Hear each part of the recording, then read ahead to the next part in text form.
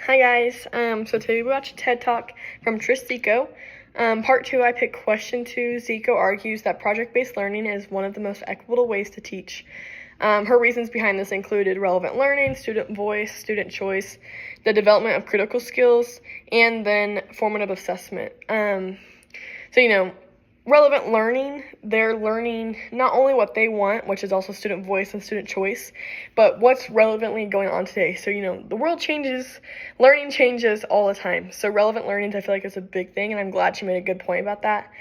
And then she also made a good point about development of critical skills. Not only are they developing these critical skills for 5th grade, but also for what they're going to use the rest of their lives. And so, you're using critical thinking, critical skills every single day. And so developing these right now in a fun way that students, choose and want to act on is a big thing that I've also agreed with. And then also moving on to what we've learned in this classroom. For example, UDL. UDL emphasizes providing multiple means of engagement. And I feel like PBL aligns perfectly with this just because it encourages varied ways for students to access information and show what they've learned. So putting UDL and PBL together is a big thing. And so luckily we've already talked about UDL in this classroom, and so it was very easy to make that connection. Same with digital equity. This comes into play when PBL includes access to technology. So when educators ensure equal access to these tools, PBL becomes even more powerful and a powerful way to bridge gaps in opportunity. Moving on to part 3. I picked question 3 for part 3. Zico encourages moving beyond traditional measures of success, such as grades and standardized tests. Obviously, I do agree with this idea. Coming back to part 2, she made a good point about having formative, authentic assessments. I do agree with this for multiple different ways, multiple different reasons. Not only because everyone learns differently. Like, maybe I'm not very good at multiple choice, and my partner is really good at multiple choice, and so, but we both know what's going on. We just aren't able to show it the same way. And so it's very hard for teachers not only to see what you've learned, but, it's giving multiple different options and different ways to see how these students have learned and how these, grades come into play is a big thing.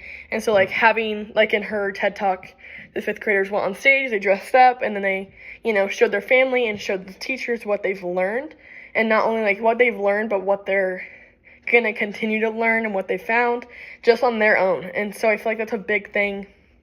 And I do feel like standardized tests and grades are limiting.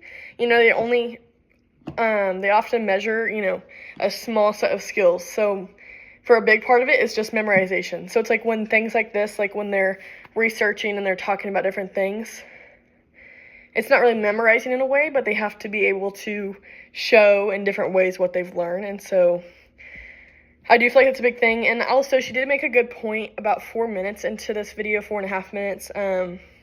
She did say, and nothing, no teacher she's ever met has ever said, I want to be a teacher so I can help students pass the standardized tests.